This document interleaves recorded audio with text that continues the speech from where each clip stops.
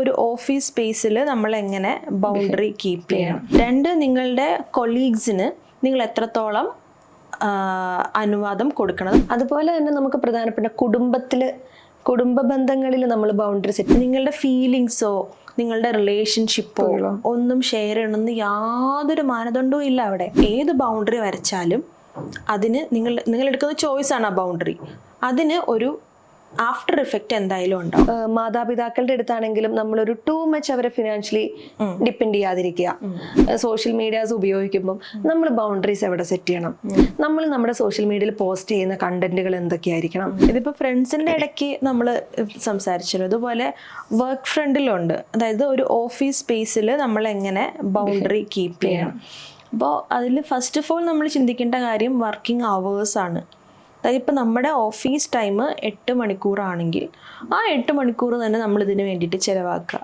അതിനപ്പുറത്തേക്കോ ഇപ്പുറത്തേക്കോ പോവാതിരിക്കുക.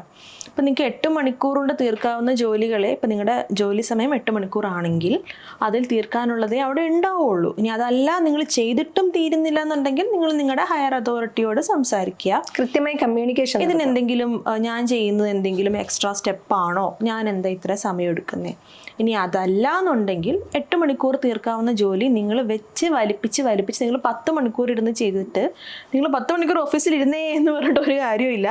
നിങ്ങളുടെ ആ 2 മണിക്കൂർ അവിടെ വെറുതെ പോയേക്കാണ്. അപ്പോൾ വർക്കിംഗ് അവേഴ്സിൽ കൃത്യമായിട്ട് നിങ്ങൾ ബൗണ്ടറി കീപ്പ് ചെയ്യുക. 2, നിങ്ങളുടെ കൊളീഗ്സിന് നിങ്ങൾ എത്രത്തോളം അനുവാദം കൊടുക്കണം. അത് പല കാര്യങ്ങളുണ്ട്. 1, നിങ്ങളുടെ ടൈം. ഇപ്പം നിങ്ങളൊരു ജോലി ചെയ്തുകൊണ്ടിരിക്കുകയാണ്, അപ്പോഴായിരിക്കും വേറൊരു ടീമിലെ ഒരാൾ വന്നിട്ട് നിങ്ങളോട് വേറെ ഒരു ജോലിയുടെ സഹായം ചോദിക്കുന്നത്. സഹായം ചെയ്തു കൊടുത്തോളൂ, പക്ഷെ നിങ്ങളുടെ ജോലിയുടെ കാര്യം നിങ്ങൾ മറന്നു പോകരുത്. ചിലരുണ്ട് അവർക്ക് നോ പറയാൻ അറിയാത്തതുകൊണ്ട് ഓടി നടന്ന് എല്ലാവരെയും സഹായിച്ച് അവസാനം അവൻ്റെ ജോലി മാത്രം തീർന്നിട്ടുണ്ടാവില്ല. അതുപോലെ വേറെ ചിലരുണ്ട് ഏത് അറ്റം വരെ ആൾക്കാരോട് പറയാമെന്നറിയില്ല. അതായത് വീട്ടിലെ കാര്യങ്ങൾ മുഴുവനും ഓടി നടന്ന് എല്ലാവരോടും പറയും. അപ്പോൾ അവൻ്റെ അപ്പുറത്തെ വീട്ടിലെ പട്ടിക്കുട്ടീൻ്റെ പേര് വരെ ആ ഓഫീസിലുള്ള എല്ലാവർക്കും അറിയായിരിക്കും. പക്ഷെ വേറെ ചിലരുണ്ട് അവരെക്കുറിച്ചൊരു വസ്തു ആർക്കും അറിയുന്നുണ്ടാവില്ല. ഇത് രണ്ടും എക്സ്ട്രീംസ് ആണ്. ഇപ്പം നിങ്ങളൊരു ഓഫീസിൽ വർക്ക് ചെയ്യുമ്പോൾ നിങ്ങളുടെ ബേസിക് കാര്യങ്ങൾ നിങ്ങൾ ഓഫീസിൽ ഷെയർ ചെയ്യേണ്ട കാര്യം, നിങ്ങളുടെ അഡ്രസ്സ്, നിങ്ങളുടെ വീട്ടിൽ ആരൊക്കെ ഉണ്ട്, നിങ്ങളുടെ മെഡിക്കൽ കണ്ടീഷൻ, ഹെൽത്ത് കണ്ടീഷൻ, ഇതൊക്കെ നിങ്ങൾ ഷെയർ ചെയ്യേണ്ട കാര്യമുണ്ട്.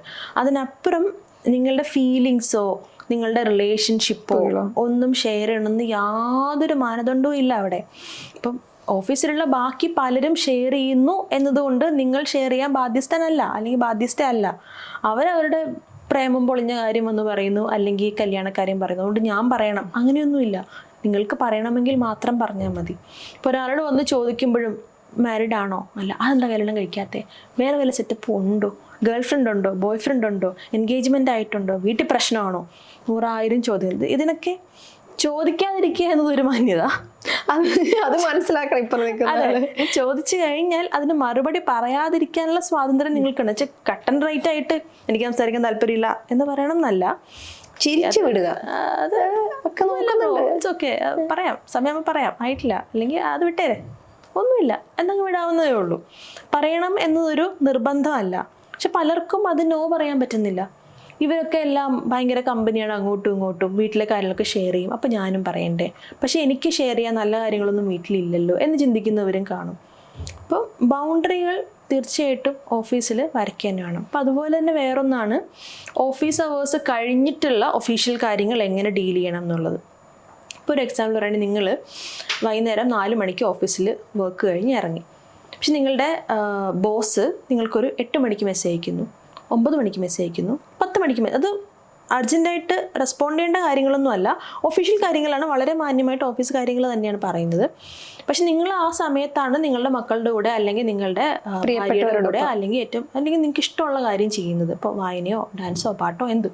അപ്പോൾ നിങ്ങൾ എന്താ ചെയ്യേണ്ടതെന്ന് വെച്ചാൽ അടുത്ത ദിവസം തന്നെ നിങ്ങളുടെ ബോസിനോട് ചോദിക്കുക, ഈ സമയത്ത് വരുന്ന മെസ്സേജുകളോട് ഞാൻ എങ്ങനെയാണ് റിയാക്ട് ചെയ്യണം എന്നാണ് കമ്പനി പ്രതീക്ഷിക്കുന്നത്, ഇമ്മീഡിയറ്റ് റെസ്പോൺസ് ആണോ? അപ്പോൾ ഒരുപക്ഷെ അവർ പറഞ്ഞൊക്കെ ഇല്ല, ഞാൻ എൻ്റെ ഐഡിയാസ് വന്നപ്പോൾ ഷെയർ ചെയ്തിട്ടതാണ്, മറന്നു പോവാതിരിക്കാൻ, അടുത്ത ദിവസം നമുക്ക് ഡിസ്കസ് ചെയ്താൽ മതി എന്ന്. ചില പറയും ചില കാര്യങ്ങൾ വരുമ്പോൾ ഇന്ന ടോപ്പിക്കാണെങ്കിൽ നിങ്ങളുടെ അർജൻറ്റ് നോട്ടീസ് അവിടെ വേണം. അപ്പോൾ നിങ്ങളതിൽ ഓക്കെ ആണോ അല്ലയോ എന്നുള്ളത് നിങ്ങളുടെ ബോസിനോട് സംസാരിക്കുക. ഇനി നിങ്ങൾ മനസ്സിലാക്കേണ്ട വേറൊരു കാര്യം, ഏത് ബൗണ്ടറി വരച്ചാലും അതിന് നിങ്ങൾ എടുക്കുന്ന ചോയ്സാണ് ആ ബൗണ്ടറി. അതിന് ഒരു ആഫ്റ്റർ ഇഫക്റ്റ് എന്തായാലും ഉണ്ടാവും. ഇപ്പോൾ ഈ വർക്ക് ഫ്രണ്ടിൻ്റെ കാര്യത്തിലാണെങ്കിൽ ഒരു പക്ഷേ ആ ഓഫീസിൻ്റെ കൾച്ചർ എല്ലാവരും എല്ലാ സമയത്തും അവൈലബിളായി വർക്ക് ചെയ്യുക എന്നുള്ളതാണെങ്കിൽ നിങ്ങൾ ഈ എടുക്കുന്ന ഈ വർക്ക് ലൈഫ് ബാലൻസിന് വേണ്ടി എടുക്കുന്ന തീരുമാനം നിങ്ങളെ എഫക്റ്റ് ചെയ്തേക്കാം, ചെയ്യാതിരുന്നേക്കാം, പക്ഷേ ചെയ്തേക്കാനും പോസിബിലിറ്റി ഉണ്ട്. അപ്പോൾ ഒരു പക്ഷേ നിങ്ങളത്ര വർക്കഹോളിക് അല്ല എന്ന് നിങ്ങളുടെ ബോസിന് തോന്നിയേക്കാം. ഓക്കെ, ഇന്ന സമയത്തിന് ശേഷം ഇയാൾ മെസ്സേജ് അയച്ചാൽ കാണാറില്ല, അയാൾ പറഞ്ഞിട്ടുണ്ട് അയാൾ നോക്കത്തില്ലെന്ന്. ഓക്കെ, അപ്പോൾ പിന്നെ അയാളെ ആ ഒരു ഇതിൽ പ്രതീക്ഷിക്കണ്ട. അപ്പോൾ ചിലപ്പോൾ അടുത്ത ഇൻക്രിമെൻറ്റ് വരുമ്പോഴോ അല്ലെങ്കിൽ അടുത്തൊരു പ്രൊമോഷൻ വരുമ്പോഴോ അയാളെ ചിലപ്പോൾ ലീസ്റ്റായിട്ടായിരിക്കും പരിഗണിക്കുന്നുണ്ടാവുക. അപ്പോൾ അത് നിങ്ങൾക്ക് ബുദ്ധിമുട്ടുണ്ടാവുന്നുണ്ടെങ്കിൽ നിങ്ങൾ അവിടെ ഒരു ചോയ്സ് നിങ്ങൾ എടുക്കണം. ഒന്നെങ്കിൽ നിങ്ങൾ ഈ വർക്ക് ലൈഫ് ബാലൻസ് എന്നുള്ളതിനെ കോംപ്രമൈസ് ചെയ്യാൻ തയ്യാറാവണം. ഞാൻ വർക്കിൽ കുറച്ചും കൂടി ഇൻവോൾവ് ആവാം, കാരണം കമ്പനി അതാണ് പ്രതീക്ഷിക്കുന്നത്, എനിക്കതിന് ഓക്കെയാണ്, അങ്ങനെ എക്സ്റ്റെൻഡ് ചെയ്യാം. അതല്ല എന്നുണ്ടെങ്കിൽ ഞാനിതിൽ ഹാപ്പിയാണ്, എനിക്ക് ഹൈക്ക് കുറച്ച് കുറഞ്ഞാലും പ്രശ്നമില്ല, പ്രൊമോഷനിലും പ്രശ്നമില്ല, എനിക്ക് വർക്ക് ലൈഫ് ബാലൻസ് ആണ് ഇമ്പോർട്ടൻറ്റ്, ബാക്കി എല്ലാ കാര്യത്തിലും കമ്പനി ഞാൻ ഓക്കെയാണ്, ഞാനിങ്ങനെ അങ്ങ് പൊയ്ക്കോളാം. ഇനി അതും അല്ലെങ്കിൽ ഇതെനിക്ക് സെറ്റ് ആവുന്നില്ല, ഞാൻ വേറെ കമ്പനി നോക്കാം, എനിക്ക് കുറച്ചും കൂടി ഫ്ലെക്സിബിൾ ആയിട്ടുള്ള ഹോമിൽ കുറച്ചും കൂടി സമയം വേണം, അല്ലെങ്കിൽ വർക്ക് ലൈഫ് ബാലൻസ് ലൈഫിൽ കുറച്ചുകൂടി ഇമ്പോർട്ടൻ്റ് ആണ് എനിക്കെന്നുണ്ടെങ്കിൽ അതിനനുസരിച്ച് പോളിസിയുള്ള കമ്പനിയിലേക്ക് നിങ്ങൾക്ക് 3 ഓപ്ഷനും നിങ്ങൾക്ക് അവിടെ ഉണ്ട്. അല്ലാതെ ഇതിൽ ഓക്കെ അല്ലാത്ത ഓപ്ഷൻ ചൂസ് ചെയ്തിട്ട് റിഗ്രറ്റ് ചെയ്ത് റിസെൻറ്റ് ചെയ്ത് ഗ്രഡ്ജും വെച്ച് അവിടെ ഇരിക്കേണ്ട, നെഗറ്റീവ് അടിക്കേണ്ട കാര്യമില്ല. കാരണം നിങ്ങൾക്കും ഗുണം ചെയ്യില്ല, കമ്പനിക്കും ഗുണം ചെയ്യില്ല, നിങ്ങളുടെ ബോസിനും ഗുണം ചെയ്യില്ല, നിങ്ങളുടെ വീട്ടുകാർക്കും ഗുണം ചെയ്യില്ല. അവരെപ്പോൾ നോക്കുമ്പോഴും ഒരു ഗ്രംപി ആയിട്ടിരിക്കുന്ന ഒരു മനുഷ്യനാണ് കാണുന്നത്. ഓഫീസിലാണെങ്കിലോ ഫുൾ നെഗറ്റിവിറ്റി. അപ്പോൾ ബൗണ്ടറികൾ വരയ്ക്കുമ്പോൾ നിങ്ങൾ ഓക്കെ ആയിട്ടുള്ള ബൗണ്ടറികളിലേക്ക് നിങ്ങളുടെ എൻവയോൺമെൻറ്റും നിങ്ങൾ സെറ്റ് ചെയ്തിട്ടാണ് നിങ്ങൾ ഈ ബൗണ്ടറി വരയ്ക്കുന്നത് എന്നുള്ളത് മനസ്സിലാക്കുക. അതുപോലെ തന്നെ നമുക്ക് പ്രധാനപ്പെട്ട കുടുംബ ബന്ധങ്ങളിൽ നമ്മൾ ബൗണ്ടറി സെറ്റ് ചെയ്യുക. പക്ഷെ അത് പറഞ്ഞാൽ ചിലപ്പോൾ അത് എത്ര പേർക്ക് അത് മനസ്സിലാകണമെന്നില്ല. ഈ അമ്മയല്ലേ, അല്ലെങ്കിൽ പാരൻസ് അല്ലേ, സിബ്ലിങ്സ് അല്ലേ, കസിൻസ് അല്ലേ, അങ്ങനെ ആയിരിക്കില്ല. നമ്മൾ ഒരു മാതാപിതാക്കളുടെ അടുത്താണെങ്കിലും നമ്മളൊരു ടൂ മച്ച് അവരെ ഫിനാൻഷ്യലി ഡിപ്പെൻഡ് ചെയ്യാതിരിക്കുക. അവര് ബഹുമാനിക്കണം, അവര് പറയുന്ന കാര്യങ്ങൾ ബഹുമാനിക്കണം, കേൾക്കണം. നമുക്ക് അനുസരിക്കാൻ പറ്റുന്ന കാര്യങ്ങളാണെങ്കിൽ നമ്മൾ എന്താ പറയുക, കോംപ്രമൈസ് ചെയ്ത് അല്ലെങ്കിൽ നമ്മൾ അനുസരിക്കണം. ഇപ്പം നമ്മൾ ചിലപ്പം ഡ്രസ്സിൽ ചിലപ്പോൾ എൻ്റെ വീട്ടിലൊക്കെ ചെന്ന് കഴിഞ്ഞാൽ ചിലപ്പം നാട്ടിൻ പുറത്ത് ആയതുകൊണ്ട് തന്നെ എൻ്റെ വീട്ടിൽ ചിലപ്പം സ്ലീവ്ലെസ് ഡ്രസ്സ് ഇപ്പം മമ്മി പറയും അത് എനിക്കത് ഓക്കെ അല്ല എന്ന് പറയും. അപ്പൊ നമ്മൾ എന്ത് ചെയ്യും, അതിന് വാശി പിടിക്കാൻ നോർമലി നിൽക്കില്ല. ഓക്കെ, അങ്ങനത്തെ ഡ്രസ്സ് അവിടെ ചെല്ലും പങ്കിടും.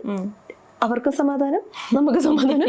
നമ്മള് വേറെ ഇപ്പം ഞാൻ ജോലി സ്ഥലത്തേക്ക് വരുമ്പോൾ എനിക്ക് അവിടെ ഇടാൻ പറ്റുന്ന ഡ്രസ്സുകൾ ഇടും, എനിക്ക് അത്രേ വേണ്ടൂ. അതായത് നമ്മൾ അവരെ ബഹുമാനിക്കണം, അതോടൊപ്പം തന്നെ പക്ഷെ നമ്മളെ ബഹുമാനിക്കണം.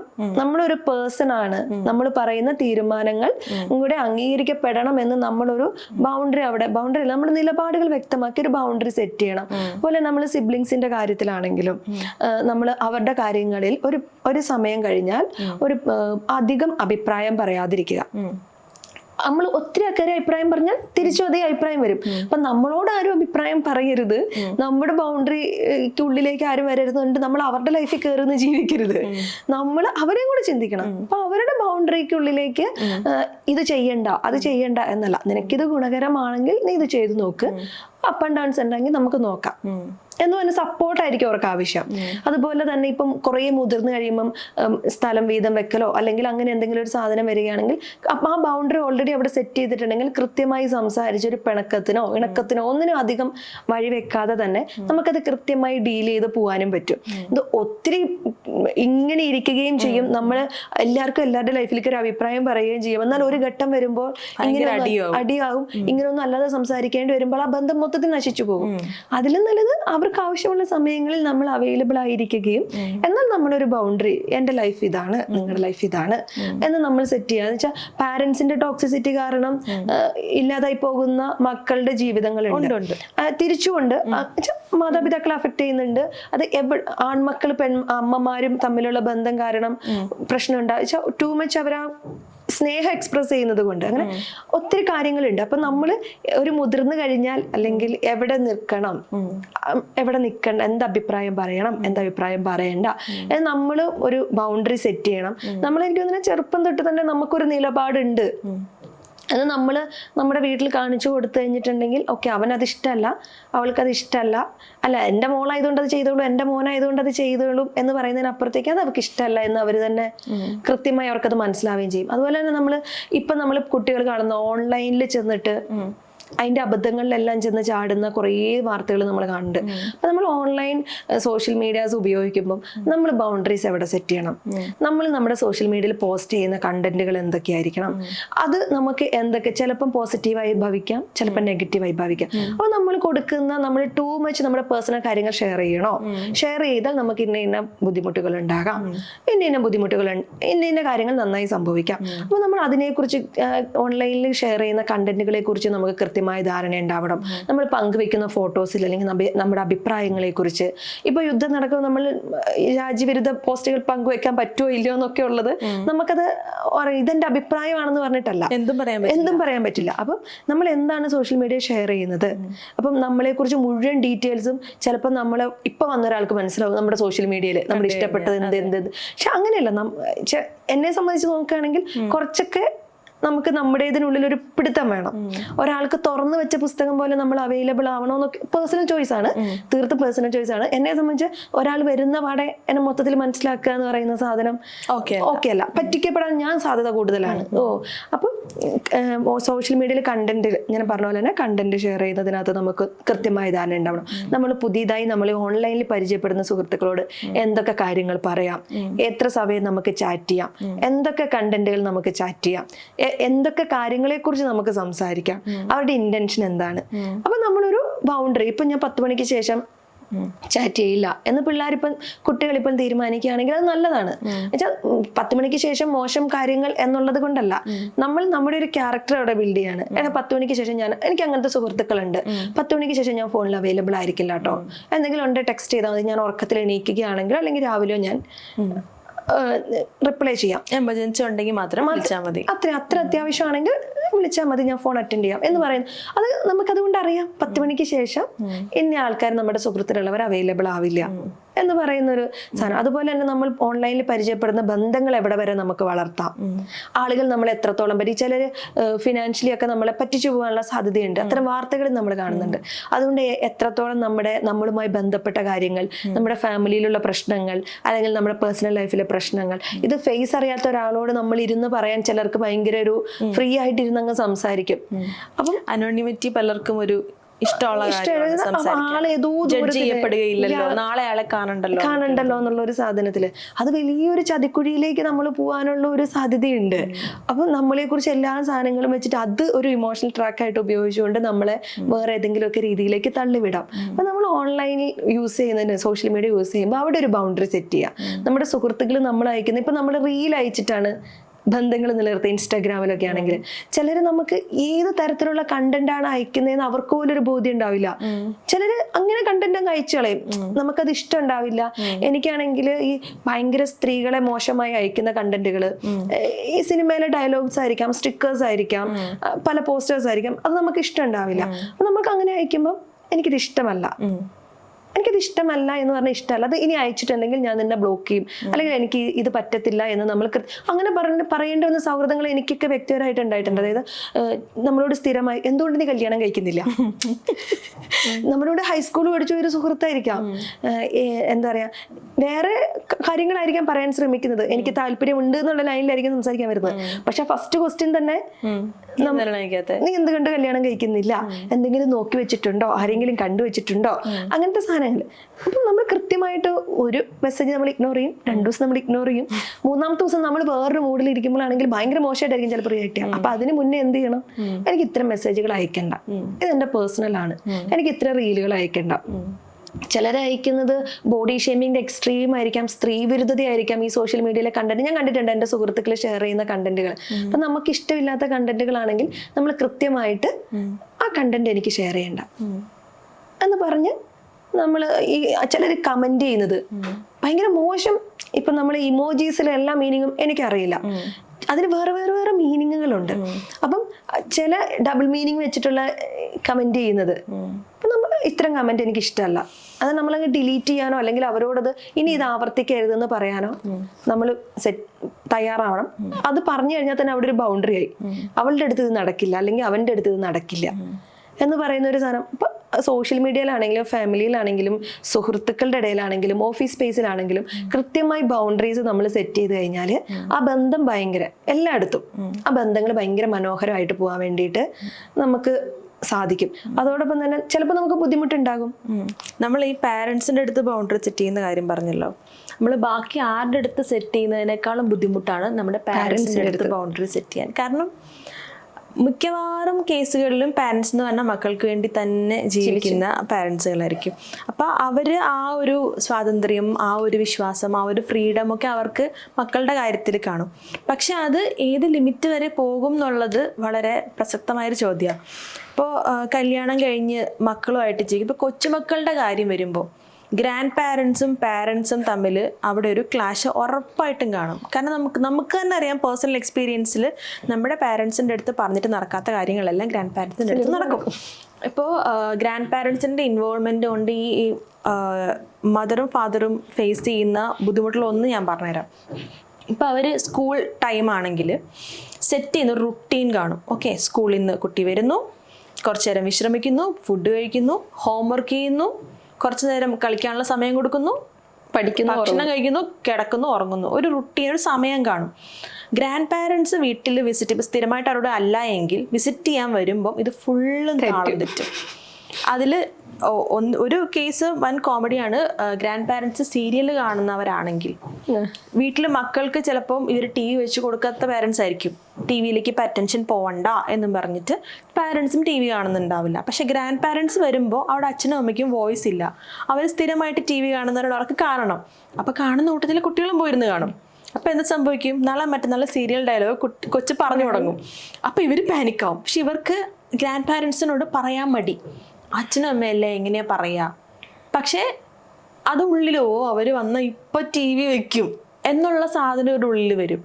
അപ്പം അതങ്ങനെ ഉള്ളിൽ വെച്ചിട്ട് അച്ഛനും അമ്മയും വരുന്നു എന്നുള്ളതൊരു നെഗറ്റിവിറ്റിയിലേക്ക് പോവാതെ അവരോട് സംസാരിക്കുക. ഈ മക്കൾ TV കണ്ടു കഴിയുമ്പോൾ ഇങ്ങനെ ചില പ്രശ്നങ്ങളുണ്ട്, നിങ്ങൾ TV കണ്ടു കഴിയുമ്പോൾ അവരങ്ങനെ കാണുന്നുണ്ട്, നമുക്ക് ഇവർ ഉറങ്ങിയിട്ട് കണ്ടാലോ, അങ്ങനെ ഒരു ഓപ്ഷൻ കൊടുക്കുക. അവരെ ഹേർട്ട് ചെയ്യാത്ത രീതിയിൽ സംസാരിക്കുക. പിന്നെ വേറെ ചില ഇൻലോസിൻ്റെ ഇൻവോൾവ്മെൻറ്റ് കൊണ്ട് ഫാമിലി ലൈഫിൽ ക്ലാഷ് വരുന്ന ഒരുപാടുണ്ട്. അപ്പോൾ അതായത് ഹസ്ബൻഡും വൈഫും തമ്മിൽ എന്തെങ്കിലും അഭിപ്രായ വ്യത്യാസങ്ങളോ ചട്ടിയും കലാകുമ്പോൾ തട്ടിമുട്ടിരിക്കുന്നു പറയുന്നതിൽ ഉറപ്പായിട്ടും രണ്ട് വ്യത്യസ്ത ബാക്ക്ഗ്രൗണ്ടിൽ നിന്ന് വരുന്ന ആൾക്കാരായതുകൊണ്ട് തന്നെ അഭിപ്രായം ഒരുപോലെ ആയിരിക്കണം എന്നില്ല, ക്ലാഷുകൾ ഉണ്ടാവും. അങ്ങനെ ഉണ്ടാവുമ്പോൾ അത് അവർ തന്നെ സമയമെടുത്ത് അവർ തന്നെ റിസോൾവ് ചെയ്യുക. ഇത് ഇവിടുത്തെ കാര്യം വീട്ടിൽ പോയി പറയുക, അവിടുത്തെ കാര്യം വീട്ടിൽ പോയി പറയുക, എന്നിട്ട് ഇൻലോ വിളിച്ചിട്ട് പെൺകുട്ടീനോട് സംസാരിക്കുക, ഹസ്ബൻഡിൻ്റെ അമ്മ വിളിച്ചിട്ട് പെൺകുട്ടീനെ ഉപദേശിക്കുക, പെൺകുട്ടിയുടെ അമ്മ അല്ലെങ്കിൽ അച്ഛൻ വിളിച്ചിട്ട് ഹസ്ബൻഡിനെ ഉപദേശിക്കുക, അവർ ഇൻവോൾവ് ചെയ്ത് തുടങ്ങുക. അപ്പം പതുക്കെ പതുക്കെ സ്റ്റിയറിങ് പാരൻസിൻ്റെ കയ്യിലേക്ക് പോകും ഇവരുടെ ലൈഫിൻ്റെ. അപ്പോൾ ബൗണ്ടറി വരച്ചു കഴിഞ്ഞാലുള്ള ഏറ്റവും പ്രധാന ഗുണം ഇത് തന്നെയാണ്, നമ്മുടെ ലൈഫിൻ്റെ സ്റ്റിയറിങ് നമ്മുടെ കയ്യിലിരിക്കും, അത് വേറെ ആർക്കും കൊടുക്കാതിരിക്കും. പക്ഷേ ഈ പാരൻസിൻ്റെ അടുത്ത് ഇപ്പം അഡൾട്ട്സ് ആയ ആൾക്കാരോടാണ് പറയുന്നത് നിങ്ങൾക്ക് ബൗണ്ടറി സെറ്റ് ചെയ്യാം, പക്ഷെ കുട്ടികൾ ബൗണ്ടറി സെറ്റ് ചെയ്യാൻ പോയാൽ തിരിച്ചു കിട്ടുന്നത് എന്തായാലും നിങ്ങൾ സ്വന്തം റിസ്ക് മേടിച്ചോണം. ഇതെൻ്റെ പ്രൈവസിയാണ്, ഇതെൻ്റെ റൂമാണ്, ഞാൻ ഒരു വൈകുന്നേരം 7 മണിക്ക് ശേഷം റൂം അടച്ച് കുറ്റിയിടും എന്ന് പറഞ്ഞു കഴിഞ്ഞാൽ ചിലപ്പോൾ നാളെ ഡോറ് കാണത്തില്ല, ഡോർ അഴിച്ച് മാറ്റി വെച്ച് കാണും. അതുകൊണ്ട് പാരൻസിൻ്റെ അടുത്ത് ബൗണ്ടറി സെറ്റ് ചെയ്യുമ്പോൾ നോക്കി കണ്ട് സെറ്റ് ചെയ്യുക. ഇതിന് എന്ത് സംഭവിച്ചാലും ഞങ്ങൾ ഉത്തരവാദിത്തമല്ല. അപ്പം നമ്മൾ ഇത്രയും പറഞ്ഞു വന്നതിൽ നിന്നും നമുക്ക് മനസ്സിലാവുന്ന കുറച്ച് കാര്യങ്ങൾ എന്ന് പറഞ്ഞാൽ ബൗണ്ടറീസ് ലൈഫിൽ ഏറ്റവും എസെൻഷ്യൽ ആയിട്ടുള്ള ഒരു കാര്യമാണ്. ബൗണ്ടറീസ് സെറ്റ് ചെയ്യുന്നത് കൊണ്ട് നമ്മൾ ഒരിക്കലും ഒരു ബാഡ് പേഴ്സണോ ഒരു ഭയങ്കരനോ ഭയങ്കരിയോ ആയി മാറുന്നില്ല. നമ്മൾ ഒരിക്കലും മറ്റൊരാളെ ഹേർട്ട് ചെയ്യാൻ വേണ്ടി ആയിരിക്കരുത് നമ്മുടെ ബൗണ്ടറി സെറ്റ് ചെയ്യുന്നത്. ബൗണ്ടറീസ് എപ്പോഴും പോസിറ്റീവ് ആയിട്ടുള്ള ഗോൾസിന് വേണ്ടിയുള്ളതായിരിക്കണം. ബൗണ്ടറി സെറ്റ് ചെയ്ത് കഴിഞ്ഞാൽ ഫ്ലെക്സിബിൾ ആവാം, പക്ഷേ ഒരു പരിധിക്കപ്പുറത്തേക്ക് അതിനെ മാറ്റാൻ നിൽക്കരുത്. കാരണം അത് നിങ്ങൾ ആരോടാണോ സെറ്റ് ചെയ്തത് അയാളെ കൺഫ്യൂസ്ഡ് ആക്കും. ഇപ്പം നിങ്ങൾ ഇങ്ങനെ പെരുമാറുകയും നാളെ നിങ്ങൾ മാറി ചിന്തിക്കുകയും പെരുമാറുകയും ചെയ്ത് കഴിഞ്ഞാൽ അയാൾക്ക് കൺഫ്യൂസ്ഡ് ആവും. അപ്പോൾ അയാൾക്ക് നിങ്ങൾ ഏത് സിഗ്നലാണ് എടുക്കേണ്ടതെന്ന് അയാൾക്ക് മനസ്സിലാവില്ല, അയാൾക്ക് കൺഫ്യൂഷൻ വരും. അതുകൊണ്ട് ക്ലിയർ ആയിരിക്കുക. ബൗണ്ടറി സെറ്റ് ചെയ്താൽ അത് കീപ്പ് ചെയ്യുക. ബൗണ്ടറി സെറ്റ് ചെയ്യുക അല്ലെങ്കിൽ അതിനെ കീപ്പ് ചെയ്യുക എന്ന് പറയുന്നത് പെട്ടെന്നൊരു സുപ്രഭാതത്തിൽ ആർക്കും ഉണ്ടാകാവുന്ന ഒരു സ്കില്ലല്ല. അതിനെ പതുക്കെ പതുക്കെ ഹാബിച്വേറ്റ് ചെയ്ത് കൊണ്ടുവരാനേ പറ്റുള്ളൂ. അപ്പോൾ ഇതുവരെ നിങ്ങൾ അങ്ങനെ ചെയ്തിട്ടുള്ള ആളല്ല എങ്കിൽ ചെറിയ ചെറിയ കാര്യങ്ങളിൽ തുടങ്ങുക. ആദ്യമേ തന്നെ ലൈഫിൽ ഏറ്റവും വലിയ ഡിസിഷൻ എടുത്തിട്ട് ബൗണ്ടറി സെറ്റ് ചെയ്യരുത്. കുഞ്ഞു കുഞ്ഞു കാര്യങ്ങളിൽ ബൗണ്ടറി സെറ്റ് ചെയ്ത് തുടങ്ങുക. നോ പറഞ്ഞു തുടങ്ങുക. അത് അനാവശ്യമായ കാര്യങ്ങൾക്കായിരിക്കരുത്. ആവശ്യമുള്ള സ്ഥലത്ത് നോ പറയുക. ചിലയിടത്ത് നോ തന്നെ ഇനഫാണ്. അതിനപ്പുറത്തേക്ക് ഒരു എക്സ്പ്ലനേഷൻ നിങ്ങൾ കൊടുക്കേണ്ട കാര്യമില്ല. നോ ഒരു ഫുൾ സെൻറ്റൻസ് തന്നെയാണ് പലയിടത്തും. എനിക്കത് വേണ്ട, ഞാനില്ല എന്ന് പറഞ്ഞാൽ ഇല്ല. അതിനപ്പുറത്തേക്ക് നിങ്ങൾക്ക് പറയേണ്ട കാര്യമില്ല പലയിടത്തും. പറയണമെങ്കിൽ പറയാം, പക്ഷേ അതൊരു നിർബന്ധമല്ല. ഇപ്പോൾ ബൗണ്ടറി സെറ്റ് ചെയ്യുക എന്നുള്ളൊരു പ്രാക്ടീസ് ആക്കി മാറ്റുക. കാരണം അത് നിങ്ങൾക്ക് ഇമോഷണൽ ഗ്രോത്തിനും പേഴ്സണൽ ഗ്രോത്തിനും, നിങ്ങൾക്ക് മാത്രമല്ല നിങ്ങൾ ഏത് റിലേഷനിലാണോ ഈ ബൗണ്ടറി സെറ്റ് ചെയ്യുന്നത് ആ രണ്ട് കൂട്ടർക്കും സ്ട്രെസ് ഇല്ലാതെ കുറച്ചും കൂടി ഈസി ആയിട്ട് കമ്മ്യൂണിക്കേറ്റ് ചെയ്യാനും മുന്നോട്ട് ആ ബന്ധത്തെ കൊണ്ടുപോകാനും പറ്റും. അതുകൊണ്ട് ലെറ്റ്സ് സെറ്റ് ഹെൽത്തി ബൗണ്ടറീസ്.